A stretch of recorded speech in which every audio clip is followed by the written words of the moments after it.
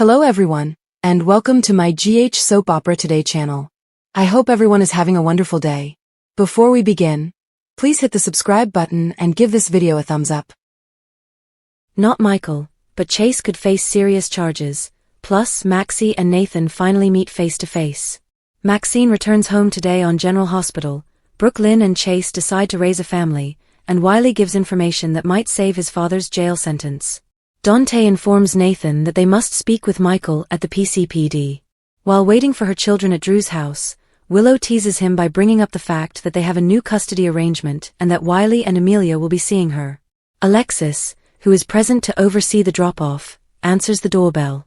Willow hugs the lawyer, who is hesitant to return the hug, and thanks Alexis for her assistance.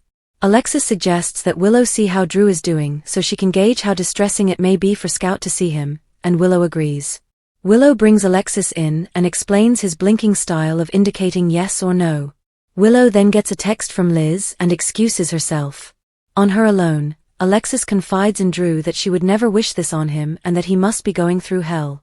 Meanwhile, Liz enters with cupcakes that Aiden cooked. At last, Aiden has returned home. Willow confides in her buddy that she's concerned about today, but Liz tells her she has nothing to worry about. While Michael and Rick are having a conversation at the Quartermaines, Wiley interrupts to inquire when they will see Mommy. That's when Michael receives a call from the PCPD requesting him to come in and answer some questions. Michael begs Rick to take the kids for him, and fills him in that the cops thought he had a key to Drew's house, but he never did, so he doesn't know what they want to talk to him about. After Michael leaves, Wiley asks Rick whether his dad is in trouble. The lawyer tells the youngster they merely want to return his keys. Wiley observes, the keys Uncle Chase took?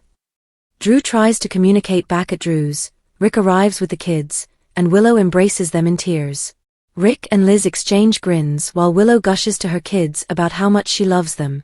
Back in Drew's room, Alexis informs him that Scout misses him and she's doing well in school. Drew starts blinking rapidly, and she eventually wonders if he's trying to tell her something. However, his intermittent blinking convinces her to presume her presence is bothering him, so she departs. In the living room, the kids dive into the cupcakes, and while they converse, Wiley discloses that Daddy has to go to the police station since they have his keys. Willow flashes to placing the key on his keychain. Willow ultimately delivers her kids their delayed Christmas gifts, while Alexis draws her aside and tells her that Drew appeared anxious and was trying to communicate, but she couldn't figure out what he wanted to say. It's not a slam dunk for the PCPD back at the station. Dante and Nathan fill Justine in on the discovery of Drew's key on Michael's keychain. She tells Nathan it was a clever move to look for the key, but he claims it was actually Chase's idea. Michael comes and claims Diane is detained in court, so he can't speak to them. Nathan says he can detain him if required. That's when Rick calls, and Michael says he needs a lawyer. Rick says he'll be there.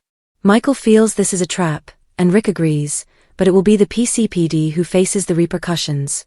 In the squad room, Justine and Dante both believe Michael wouldn't be dumb enough to leave proof of a crime for them to locate. Justine, however, says the haughty Michael got caught up by his own arrogance. Rick soon comes and talks with Michael and Nathan in the interrogation room. The interrogation continues, and Nathan explains that they found Drew's home key on Michael's keychain. Michael claims that's impossible. Rick calls Turner in, and Nathan steps out. Dante urges his companion get out of here and go meet Maxie. Dante joins Turner, Rick and Michael, and Turner advises that Michael collaborate with them as they have enough to prosecute him. Rick informs them that they may have shown Michael had a key to Drew's residence on his keychain, but not that Michael put it there. Maxie's home. Mac, Georgie and James are at home planning up a party when Felicia comes with Maxie. Spinelli steps in a Trace stylish ensemble that Brooklyn helped him pick out, and can't believe he missed Maxie's spectacular entrance. Chase and Brooklyn bring Bailey Lou out, and James tells his mom that he can't wait for her to see Dad. Maxie thanks Brooklyn and Chase for taking care of Bailey Lou and says she's never abandoning any of them again.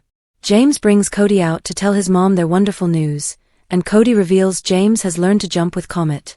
Maxie praises him for being there for James, but he responds they are family, no thanks required. Maxie is finally granted time alone while Spinelli and the others put up a surprise in the den. Lulu enters with a plate, sets it down, and hugs her bestie.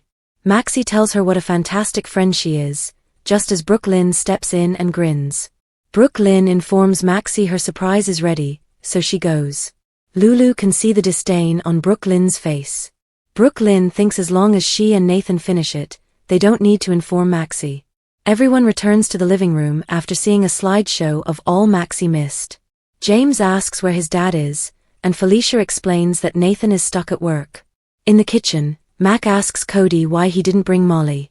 Cody admits things aren't going well between them, and he doesn't want to bring the party down by talking about it. Chase and Brooke Lynn realize they need to head out, and Maxie reminds them how happy Bailey Lou is to have them. Lulu can't stop thinking about Nathan, while Spinelli enjoys time with Maxie. He realizes things have changed and are difficult, and he advises her to take her time sorting things out. She thanks him and chooses to take a stroll to clear her brain. Elsewhere, Chase and Brooke Lynn arrive home, and Brooke Lynn tells him she believes they should finally start their family. They kiss. Text reads, "Subscribe to Soap's General Hospital newsletter. Get breaking news alerts, daily recaps, exclusive interviews and spoilers sent right to your inbox. https://cloudmailsoaps.com/sign up." In the show's final moments, Alexis has fled Drew's apartment, and Willow tells Liz that all she accomplished to reach this moment with her kids was worth it. She then checks on Drew. Willow informs Drew that she can't allow him tell Alexis what she's up to and administers another dosage of medications to him. At the station, Rick tells Justine and Dante that they have an eyewitness who handled Michael's keys with no cause to, Officer Harrison Chase. Alexis comes at the QS and speaks with Brooke Lynn and Chase about resuming the adoption process. They are ready to start immediately.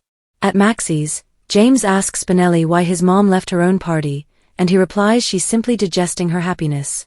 Finally, Nathan walks to the cemetery to visit his memorial stone, when Maxie emerges.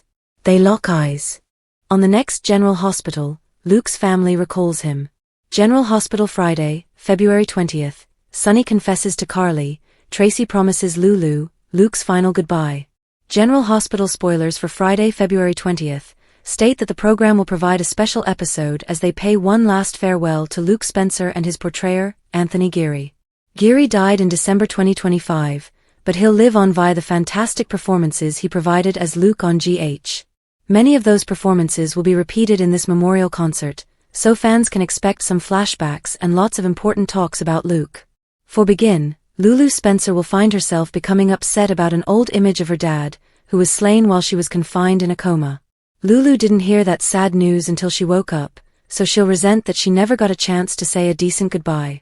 Tracy Quartermaine will provide some consolation when she promises Lulu that they're going to respect Luke, which will lead to them sharing some memories and a drink later. Lulu and Tracy will clink glasses, so Luke will be there in spirit. Laura Collins will also burn a candle in commemoration of Luke at the church, where she'll chat to her former sweetheart. Although Luke can't be present with Laura physically anymore, she'll admit she always senses his presence when life gets too hard. Just when it feels like Laura can't go on, she'll claim she hears Luke's voice calling her angel, and reminding her of who she is. Laura will feel that Luke provides her the strength to keep on, so she'll thank him for that as well as for the love of a lifetime. Next, Sonny Corinthos will utilize Carly Spencer as his confidant and relive his first Luke meeting. Luke became more than simply a friend to Sonny, who considered him as a brother instead.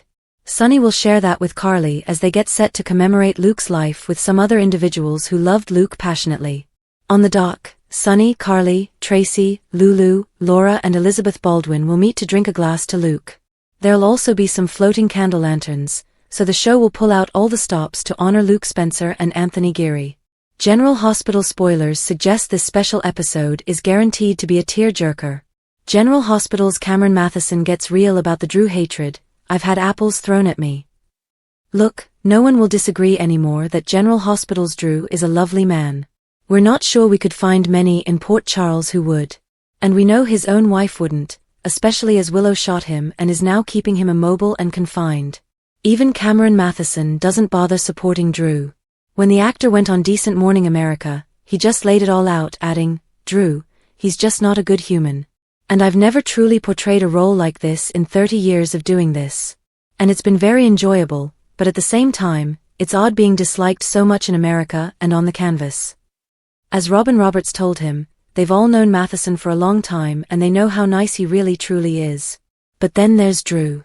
It's weird, Matheson chuckled. It's very bizarre. I was telling you folks that I've had apples thrown at me at the grocery. I've had people wrap up mags, beat me. I've had a vehicle almost run me over on the street. I'm not used to these things occurring, which means maybe I'm doing a good job. Maybe he is, but that doesn't mean people should be attacking him in any way, shape, or form in real life. Full stop.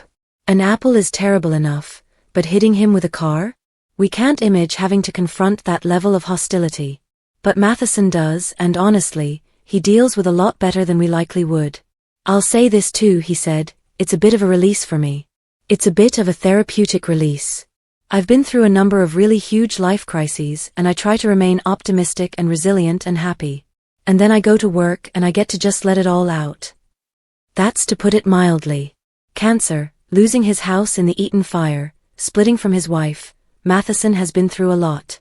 And hey, what better way to vent those sentiments than a character like Drew? So if there's a positive to come out of Drew's villainy, there's always that. But seriously guys, stop bashing the dude. He's simply doing his job, and he's doing it dang well. General Hospital spoilers, Maxie holds the power in Lucy's dangerous Sidwell plot. General Hospital spoilers hint Maxie Jones is awake, and she's going to be absorbed by her new world for the foreseeable future. Learning that Nathan West is genuinely alive, and has returned to Port Charles in the period she was in a coma, has come as quite a shock. But despite being thrown for that loop and needing adequate time to recuperate her health and reintegrate with her kids at home, Lucy Coe is expected to come on hard with pleas for Maxie's aid back at deception. Can the Maxinista pull it together enough to comprehend how much she can help right the injustice that was done to her and help Lucy's heart heal in one fell swoop? Two tattered hearts. While Jen Sidwell ordered the hit on Maxie's heart, he unwittingly tore Lucy's apart too. Sidwell didn't think twice about the hazards of eliminating the threat Maxie posed when she wouldn't agree to his deceitful business tactics and recognized he was laundering filthy money via her firm. Splicing that face cream with a poisonous ingredient that led her to suffer a heart attack was brilliance, and no one has thought anything of it. Now, Maxie is awake, but will she represent the same risk to him now? Meanwhile, Lucy is gearing up to take him down after he destroyed her heart and her ego by refusing to pick her over Ava Jerome. Will Sidwell snuff out her revenge games? Maxie's memory wanes. Don't forget that Maxie forgot. When she woke up, her last recollection was about momming, not hawking items for deception and passing out in the middle of it. Still, she only just woke up. There is plenty time for her to recollect the things that were filling her head with anxiety shortly before she suffered that heart attack on stage at Heart and Home. If Lucy comes a-knockin' with her newfound fears about Sidwell, will Maxie's memories come flooding back, reuniting these two cosmetics moguls in a takedown of epic proportions? Deceptive ladies of deception, can Maxie and Lucy come together to take Sidwell down, and will they sacrifice everything in doing so? Clearly, this guy meant business. He won't think twice before taking one of them out if it supports his objective of keeping his filthy business activities under wraps.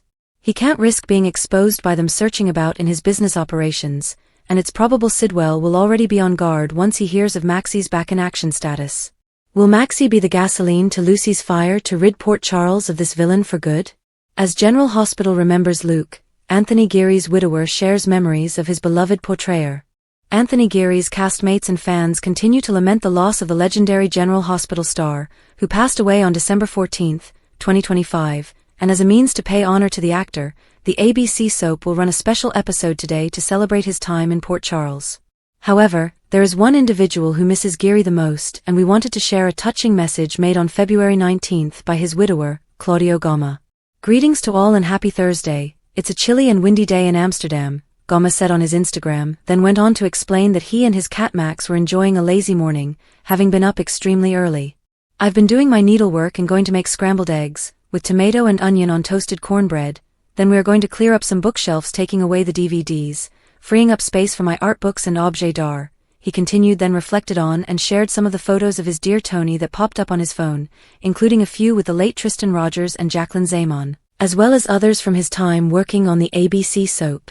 As we mentioned earlier in the week, General Hospital published a peek of their special episode honoring Geary, and there are 5 sequences that we'd want to see featured in the flashbacks. However, no matter what, we will never forget the fan favorite, and the mark he made in daylight will live on forever. Nathan and Maxie's cemetery reunion. Chase busted over Michael's keys. Nathan West and Maxie Jones finally saw one another after so many years apart. Harrison Chase's big misstep also came back to bite him, even if he didn't realize it yet. At Willow Kane's residence on Thursday's GH episode, Alexis Davis was there to monitor Wiley Corinthos and Amelia Corinthos' drop-off. Alexis also wanted to talk with Drew Kane about preparing Scout Quartermain for a meeting with her dad. Alexis found up talking to Drew alone while Willow was dealing with a phone call.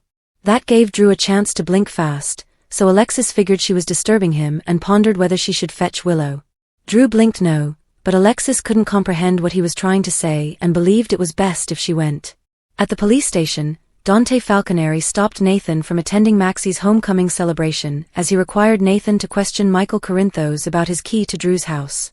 Dante genuinely felt they were simply doing their due diligence with this whole key issue, so Michael really possessing a key threw him for a loop.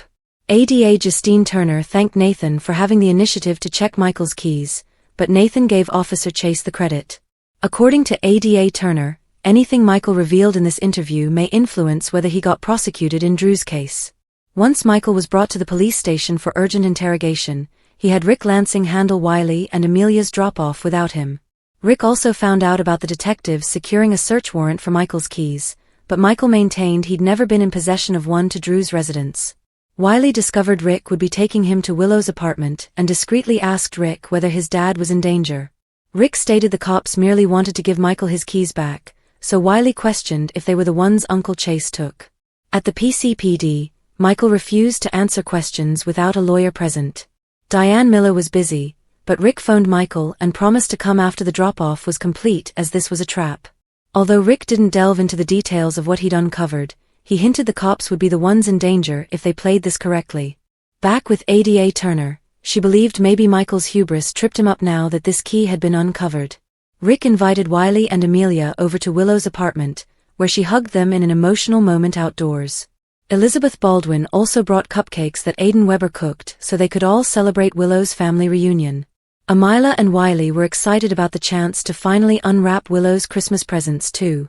At one point, Willow found out that Michael couldn't make it with Rick tonight since he was at the police station. Wiley indicated this was about Michael's keys, so Willow flashed back to placing Drew's key on Michael's keychain. Alexis grabbed Willow aside and acknowledged that Drew appeared like he was attempting to speak with her. Willow subsequently came to Drew's room to reprimand him and gave him another medication dose to keep him comatose. In the PCPD interrogation room, Rick joined Michael as he faced questioning concerning the key to Drew's residence that was found on his keychain. Michael was bewildered since he'd never had a key to Drew's house, but ADA Turner acted like he'd been caught in another lie after she took over questioning for Nathan. Dante was also there with Justine, while Rick got all cocky about the other persons who had access to Michael's keys at the Quartermain estate. Rick asserted that an eyewitness saw someone touching Michael's keys who had no business handling them, and it was none other than Officer Harrison Chase. At Maxie's residence, she had a hearty welcome home. James West, Georgie Spinelli, Bailey Lou Jones, Damian Spinelli, Felicia Scorpio, Max Scorpio and Cody Bell all helped celebrate. Brooke Lynn Quartermain also came over with Chase and had an emotional embrace with Maxie. Once Lulu Spencer eventually arrived there, Maxie teased her bestie about her late arrival and gave her a huge embrace. Maxie finally enjoyed an off-screen slide presentation that caught her up on everything she'd missed. As for Brooke Lynn, she privately probed Lulu about how far things had gone with Nathan. Lulu acknowledged that they'd kissed once, but Brooke Lynn feared informing Maxie about that or the sentiments they'd formed would only harm Maxie. Since Brooke Lynn believed all this should be kept under wraps, Lulu was shocked to find BLQ wasn't going to blab. James was saddened by the news that Nathan was trapped at work and couldn't make it to the party. Spinelli soon had a moment alone with Maxie and made it plain that he wasn't hurrying her on any decisions she needed to make. Maxie was feeling a bit overwhelmed despite how lovely it was to meet everyone, so she decided to take a stroll.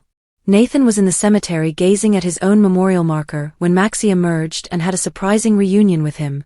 Since Chase and Brooke Lynn wouldn't be babysitting Bailey Lou as much anymore, Brooke Lynn understood that he was upset about it. Chase didn't want to pressure Brooke Lynn on the adoption, but she startled him by admitting she was ready.